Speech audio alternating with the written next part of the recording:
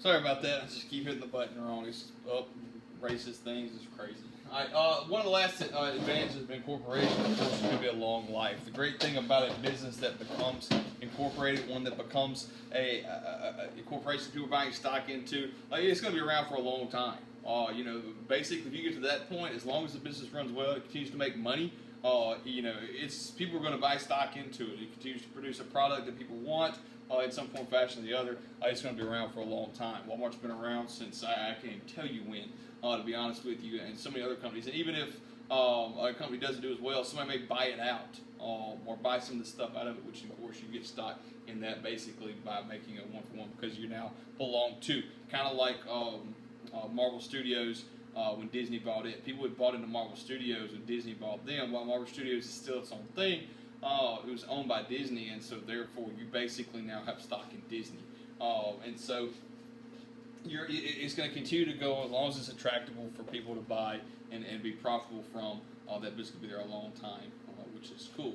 A sole proprietor might die, business might die with the owner if he dies or retires, and somebody might pick up the mantle because you may not want to follow your parents' footsteps as owning a sole proprietor or something like that.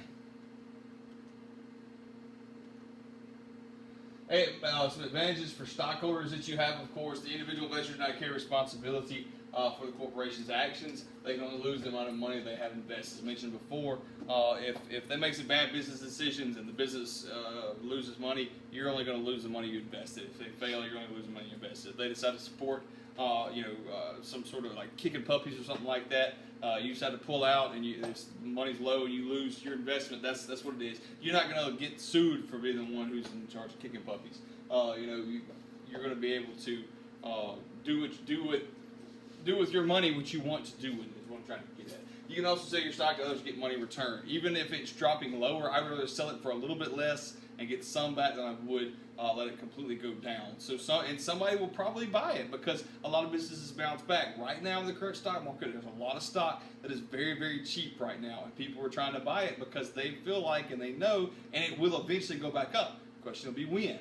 But a lot is going to back. But there's a lot of people who own stock who don't want to lose the money they have right now because they've bought here and sell here, and it's dropping. They'd rather sell here than let it get back to here. So a lot of people selling for cheaper, knowing that hopefully it's going to go back up. But it will go back up. The question is going to be when. Those are the things I can't predict. Those are the things a lot of people can't predict at this current moment. Some advantages for the corporation, of course, they have more potential for growth. They can, by selling stock on the stock market, they can raise money to purchase capital. If Lowe's decides they want to put a whole new building in another state, they can open up more stocks and attract more capital in. If Walmart wants to put a new location in, a third location, and start, they can attract. If they need the money, probably won't need the money, but if they need the money, they can open up stock, be able to get that money. Kind of like taking out a loan, very, very low interest rate because the dividends are so cheap, they pay back to the investors. Depending on how much money they put in, but still cheap based on the amount. It's kind of like really bad interest. Stockholders do not need any special managerial skills. Instead, the corporation can hire various experts, the best managers, etc., to make the market the best service as good as possible. If I'm an owner of a company, I don't have to have these skills. If I have a closely held corporation, okay, and I own stock in it, I don't have to know how to run the business. Because if there's stock out there, I can attract enough people or my family to be able to invest in this. I can pay somebody to run my company. I can hire an accountant who knows what to do with the numbers and all the problems I had when I was a sole proprietor because I wasn't very good at it. I can hire somebody to do that. A corporation that has access to more can hire more people to do that.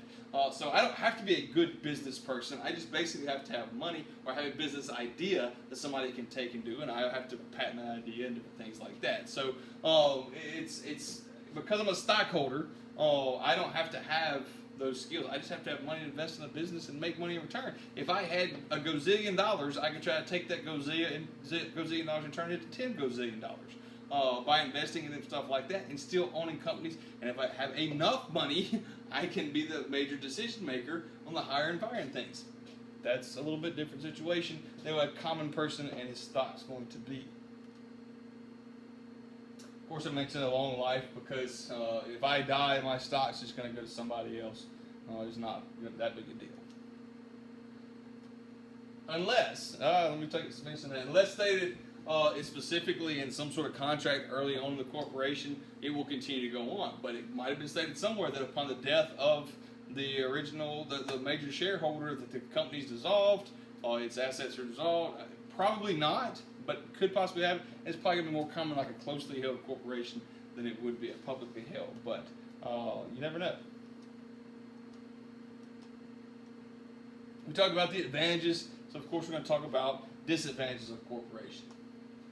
Expensive, difficult to start up. To get to the point where you've got a corporation, it's going to be very, very expensive, very difficult, because once you get to that point, now you get a lot of government intervention in the marketplace, because the corporation doing business with a lot of employees. You have to have a lot of employees. Yes, you can have a corporation and not have a lot of employees. My grandpa's dairy farm was incorporated, okay, and that protected him because it was a business.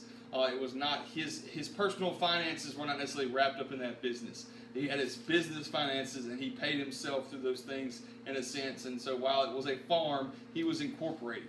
That protected him liability-wise, so that if something ever happened, he wouldn't lose his house and everything. He would lose his farm, so on and so forth, and a lot of investment there. But it was a complex thing. It was not always like that. He was not always incorporated from day one. He had to get to the point where he could do that. So he started off as a sole proprietor, and that's how a lot of businesses do. So to get to the point where you become an incorporator or become a corporation, it's a long time. It's very difficult, and it's very difficult if you just start out and try to incorporate immediately with some business, because there's a whole lot of paperwork and different things like that. So very lengthy, expensive process.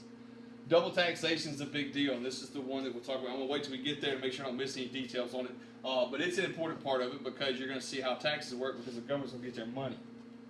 Of course, loss of control, as we've talked about before. I could start that business. I could run that business. I could make it from the ground up. I could open my stock up, and I could have be the majority stockholder at 40%, and then somebody else buys all the other 60 that have been scattered out to other people, and now all of a sudden they own the company. I no longer do.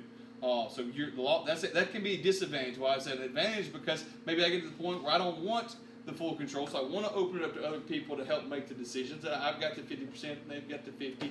But then all of a sudden we need to spread some more, so now my 50 is no longer 50%, it becomes 40%, and that 60% is over there, and some really rich guy comes in, buys the 60, now he owns my company that I built with my sweat and my bare hands and all that good stuff one day. So it could easily lose control. I say easily, I use that loosely, but it could possibly happen with the right situation. Watch Dallas and you'll see it. There's a lot more regulations on a corporation, because obviously you're going to have a major business. It goes back into that OSHA stuff I was talking about the other day, minimum wage type stuff. You're going to have insurance. You're going to have to offer insurance under the different laws. You're going to have to offer unemployment. You're going to have to offer unemployment benefits. You're going to have to offer, if you get hurt on the jobs, benefit. There's so much stuff that you're going to have to offer because you're a corporation. There's a lot more government intervention and legal stuff that comes into this because of the size and scale that this is on. You're probably not doing just stuff locally. You're doing stuff statewide, maybe even statewide, nationally, even maybe internationally, depending on what type of business it is.